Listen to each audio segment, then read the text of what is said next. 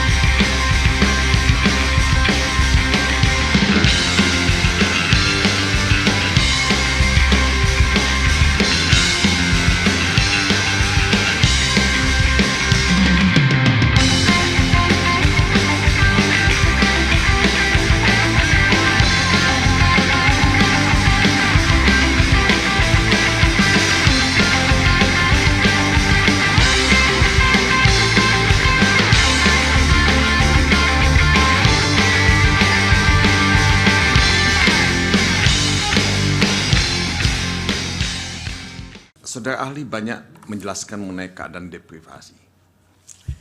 Kalau saya melihat deprivasi dalam konteks sebab dan akibat, ya, hubungan kausalistik, ya.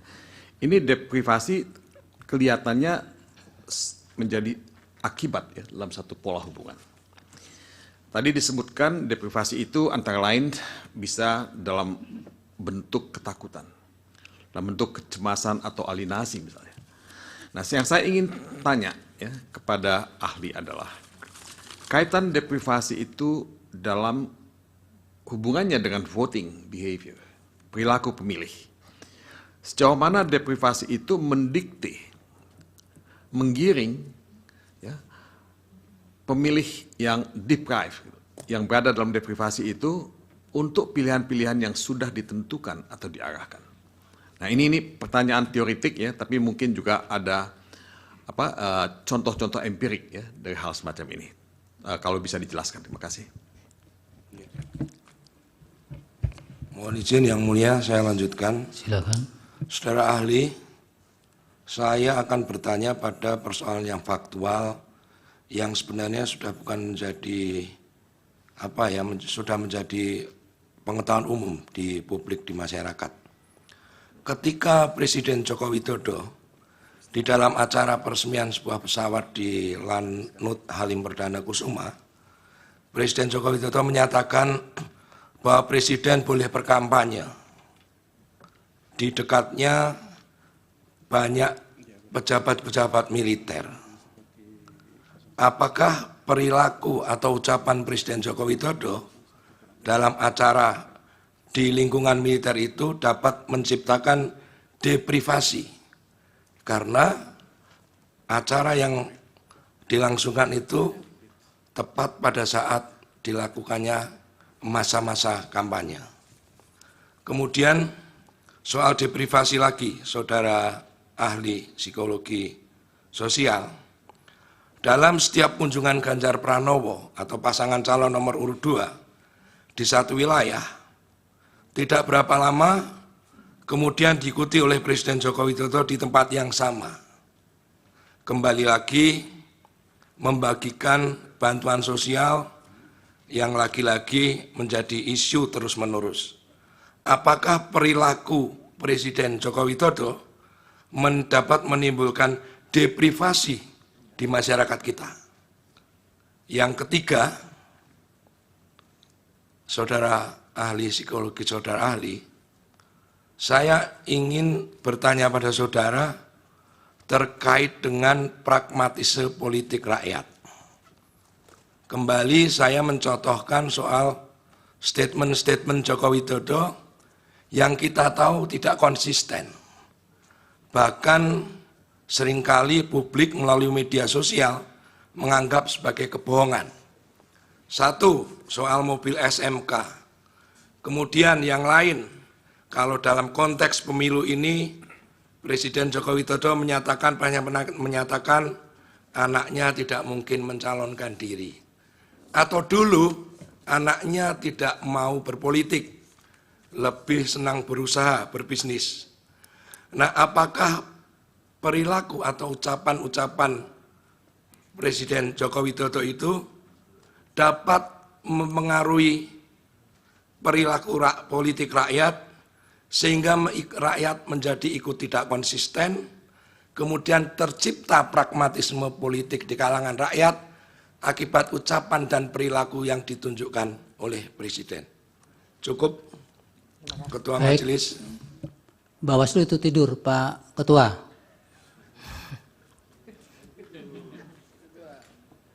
Mau bertanya tidak? Baik, dari pihak terkait. Terima kasih Yang Mulia. Nanti. Saudara ahli, sepanjang yang kami simak keterangan saudara di persidangan ini, apakah benar saudara ahli psikologi sosial? Betul. Pertanyaan saya, apakah saudara ahli itu cukup paham tentang konsep hukum yang dimaksud di dalam Undang-Undang Nomor 38, Nomor 28 tahun 1999 tentang penyelenggaraan negara yang bersih, bebas, kolusi, korupsi, dan nepotisme. KKN itu adalah sebuah konsep hukum dituangkan dalam undang-undang. Apakah saudara cukup paham konsep hukum itu sehingga saudara berani mengambil satu kesimpulan bahwa KKN yang kita benci sekarang kembali lagi? Atas dasar apa saudara menilai itu? Berdasarkan keahlian saudara atau itu hanya satu pandangan yang sama seperti pandangan orang awam pada umumnya? Terima kasih. Kami lanjut, Yang Mulia. Boleh. Ya, saudara ahli, ini berkaitan dengan keahlian saudara sebagai psikologis sosial ya, kalau tidak salah ya. Saya ingin dapat gambaran dari optik teoritik ya, Tadi kalau tidak salah kami mencoba untuk meng-underline satu statement penting dalam persidangan ini, politik tanpa nalar. Jadi seolah-olah resultante dari pelaksanaan politik kita hari ini dengan segala hasilnya, segala implikasinya itu, barangkali basisnya itu mungkin sebagian besar itu tanpa nalar. Kalau ini berkaitan dengan preferensi politik. Sebagaimana yang kita ketahui, kaidah pelaksanaan pemilu kita yang sangat esensial saat ini, salah satunya adalah rahasia. Kita nggak pernah tahu orang itu memilih siapa, dengan dasar apa, dengan motivasi apa. Sehingga bagi kami sedikit janggal kalau andaikan itu bisa diterabas secara teoritik untuk bisa kira-kira ada bangunan argumentasi seperti yang disampaikan itu untuk bisa mencerahkan kita. Itu dari mana asal dasarnya seperti itu? Mungkin kami ingin mendapatkan penjelasan dari saudara ahli. Terima kasih. Baik, dari termohon ada pertanyaan? Terima kasih Majelis kepada ahli. Pertanyaan utamanya atau pada pokoknya adalah dalam teori voting behavior atau perilaku memilih itu ada dua faktor yang sangat berpengaruh. Tadi ahli menyatakan banyak pengaruhnya karena faktor deprivasi relatif. Tetapi ada juga secara teoritik yaitu predisposisi, sesuatu yang sudah tertanam di dalam benaknya pemilih ya. Misalkan begini, persepsi tentang bahwa Jokowi itu orang baik, maka kemudian orang yang didukung oleh Jokowi adalah orang baik. Ketika ada persepsi tentang apa yang dilakukan Jokowi jelek, maka kemudian ada perlawanan terhadap orang yang menyatakan Jokowi jelek.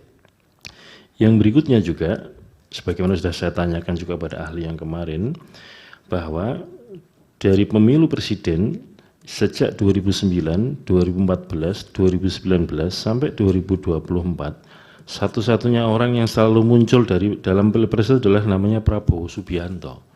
Sehingga bisa jadi itu masuk dalam kategori predisposisi pemilih, bahwa nama itu sudah tertanam sejak lama dalam benak pemilih. Pertanyaan saya, apakah semata-mata perilaku memilih dipengaruhi oleh deprivasi relatif? Apakah kemudian faktor predisposisi yang tertanam sejak lama tidak berpengaruh? Saya kira itu. Terima kasih. Dari Hakim? Ada? Cukup. Silakan Ibu. Baik, terima kasih. Sebelum saya menjawab, mungkin saya harus memberi penjelasan tentang pengertian deprivasi. Pengertian deprivasi itu untuk memberi koreksi juga kepada tim hakim dari tim pemohon. Karena deprivasi itu sebetulnya berasumsinya secara psikologis kita itu hidup di dalam keseimbangan psikologis. Jadi begitu seimbang, ini yang paling sederhana. Begitu terjadi keadaan tidak seimbang, maka terjadilah keadaan deprivasi.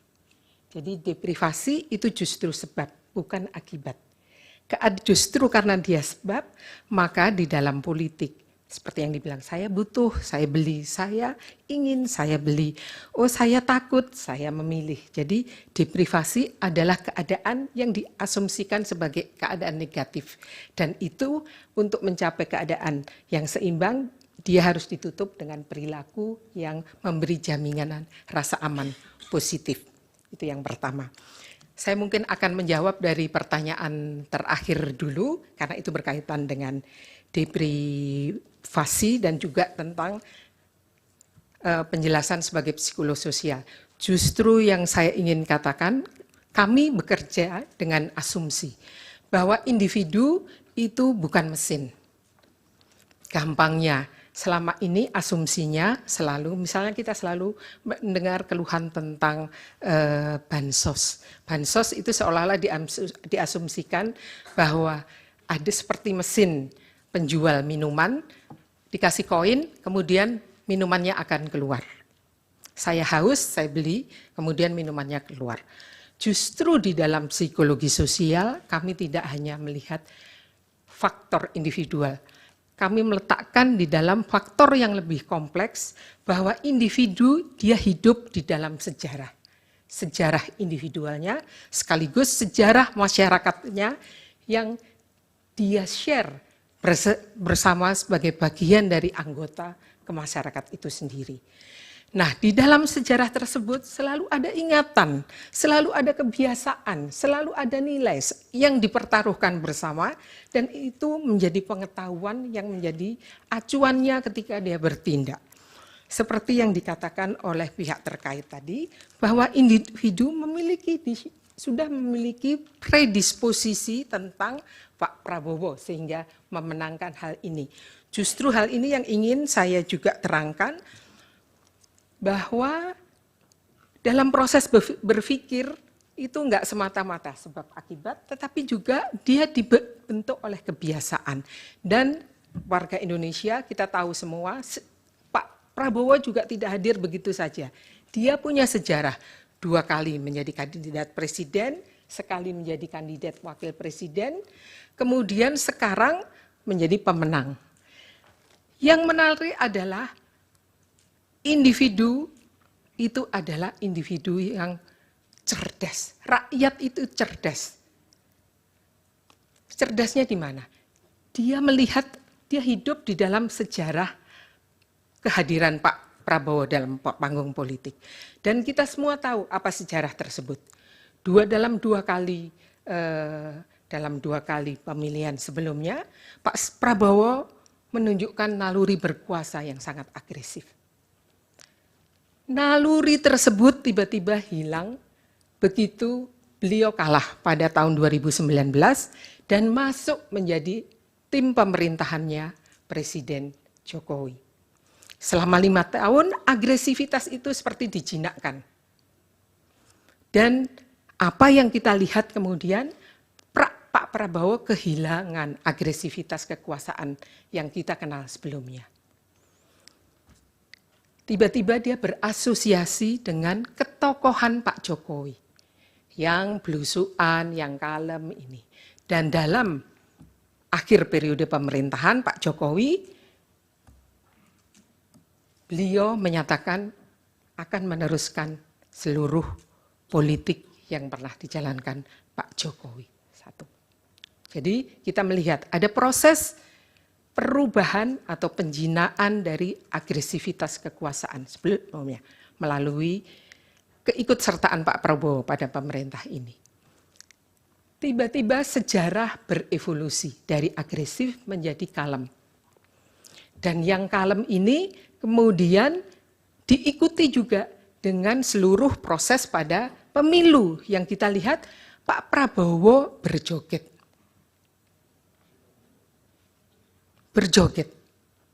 Bahkan ketika beliau diserang pada debat presiden pun, beliau tidak merespons secara agresif. Jadi rakyat tiba-tiba mengasosiasikan, bukan hanya dengan Pak Jokowi, bukan hanya dengan semata-mata dengan bansos dan lain, tetapi juga dengan sesuatu yang nyaman, yang tidak akan mengganggu sebagaimana 2 periode pemilu sebelumnya, di mana Pak Prabowo dianggap akan mengancam, akan menimbulkan ketakutan. Waktunya Ibu sudah. Ya. Boleh saya lagi. menyimpulkan sedikit, memberi Boleh. tambahan? Baik, justru karena beliau menang dalam keadaan seperti ini, cukup dengan berjoget, cukup dengan makatan Mas Anies, kita melihat bahwa sebetulnya rakyat yang cerdas itu, kecerdasannya bukan diisi oleh pengetahuan politik, tetapi pengetahuan kultural, bahwa pemimpin itu nggak perlu pemimpin yang pinter atau pemimpin itu pokoknya yang cool kira-kira. Dan Pak Prabowo kemenangannya justru di situ. Tetapi itu justru masalah untuk saya sebagai psikologi sosial. Karena seperti yang saya bilang bahwa kemenangan ini bukan hanya sekedar kemenangan angka yang akan menentukan 5 tahun ke depan. Dia juga bersambung dengan sejarah politik sebelumnya, sekaligus akan menentukan sejarah masa depan politik Indonesia. Karena kita tiba-tiba menerima kemenangan yang diperoleh bukan dari pengetahuan politik, bukan dari kebutuhan untuk meletakkan kedaulatan rakyat sebagai sebuah rumus kemenangan yang nantinya akan dipraktekkan oleh kandidat-kandidat berikutnya. Baik, waktunya Terima sudah kasih. habis Ibu. Terima kasih.